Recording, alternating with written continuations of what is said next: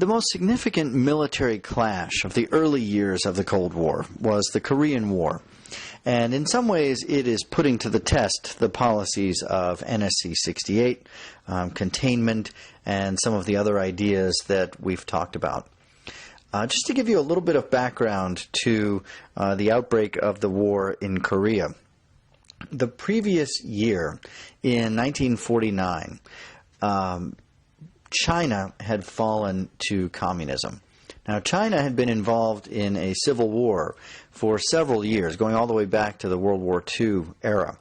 One side was led by Mao Zedong, who was a communist.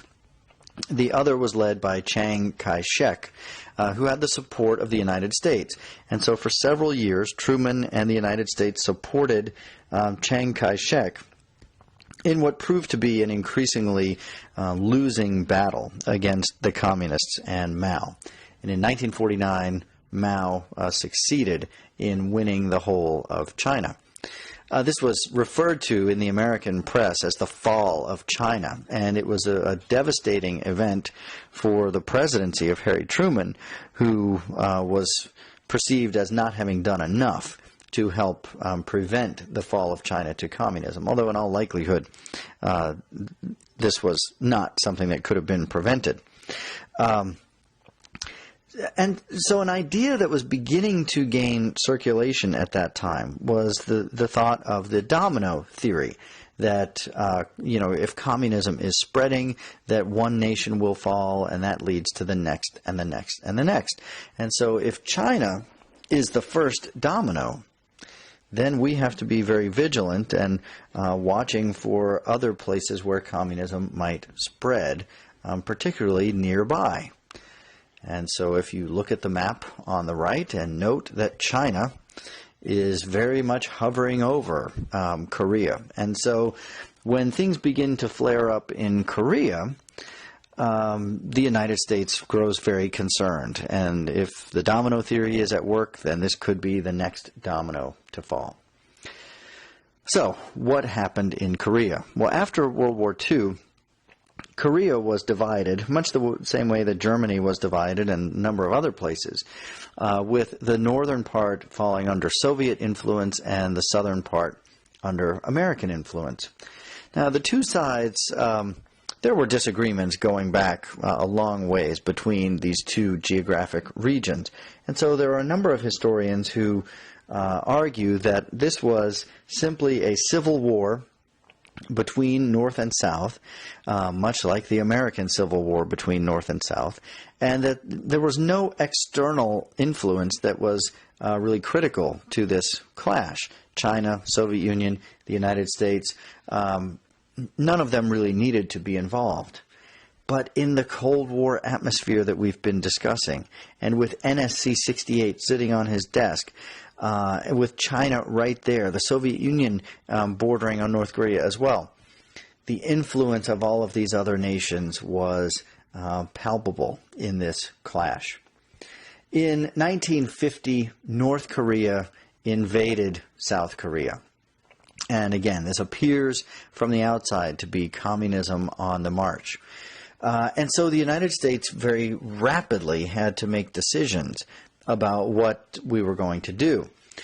The action in this war happens very quickly in 1950, with the North Koreans driving back the South Koreans almost to the very tip of the peninsula, before finally order was restored with what came to be called the Pusan perimeter. You see, the city of Pusan, that was where many of the American troops were located, and in fact that's where they were coming in. Many of them had been stationed in Japan, and now they're coming in through the port of Pusan. But that was within a month. North Korea almost won that war. The United States then very hastily assembled a United Nations force, launched a counterattack. You might see the little blue arrow on the left-hand side of the map at Incheon, which was the second largest amphibious attack of all time after only D-Day. This was successful, and now the American troops began driving north almost to the border with China, at which point China launched a counter-invasion, and 33 Chinese divisions overran the American forces, and for a time the situation was very chaotic until finally order was restored around the 38th parallel, and eventually the war settled into a stalemate for the next couple of years before it was finally resolved in 1953. As something of a footnote to the nature of the action and the combat, the Korean War is sometimes called the Forgotten War because we don't pay as much attention to the events in Korea as perhaps we do to World War II or Vietnam, coming before and after the Korean War. But the conditions were extremely harsh during this fighting, particularly the cold, which was absolutely crippling during that time when the Chinese launched their counterattack and the Americans were trying to retreat. The cold just wreaked havoc on everything the Americans were trying to do. So there was some tremendously heroic action during this war. As far as the costs of the war, about 4 million Koreans killed.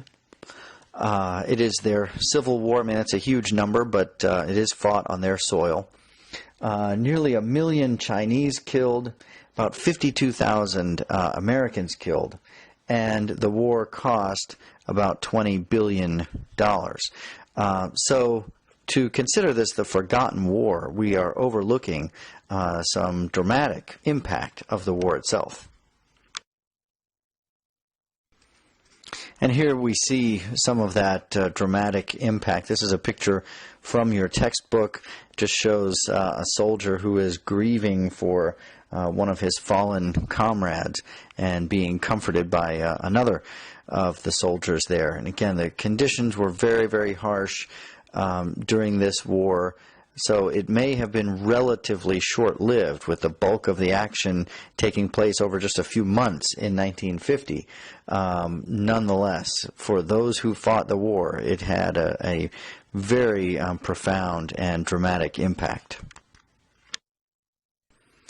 The Korean War had a profound impact on the early to mid-1950s and cast a large shadow over the rest of that decade. I'll mention just a few of the effects of the Korean War here. First of all, it helped to launch Eisenhower to power. That's Ike Eisenhower. We'll talk more about Eisenhower shortly. One of the things that Eisenhower campaigned in the 1952 presidential election was that he would get us out of this conflict. And he is elected in 1942, comes to power in 52, comes to power in 53, and very quickly does in fact get us out of this war.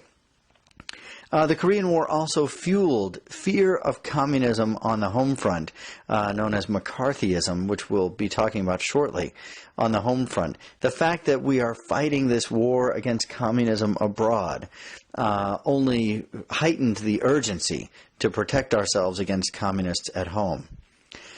It also enlarged the army. Of course, we're engaged in this significant war, and yet at the end of the war, we really never went back to a peacetime economy, and so the army remained large even as the war ended. And this all contributes to the militarization of the Cold War. The army is growing. We are working feverishly to develop new weapons. It's in this period that nuclear submarines are developed. The hydrogen bomb is being developed. And in fact, there was a heightened push to perfect the hydrogen bomb. And all of this just underscored the fact that in the new world and the way that wars were fought in this new world, we had to be always prepared for war. We could no longer exist in a World War II-like setting where it took months and months to ramp up our preparedness for war. This war would have been over in a month if we had not had troops pouring into Pusan. And so from this point forward, we will always have troops at the ready should a conflict flare up. And related to that is that after the Korean War, we never really went back to a true peacetime budget. The military is always going to be the largest item in our nation's budget from that time to now, because in certain ways it's as if we are perpetually on a wartime budget.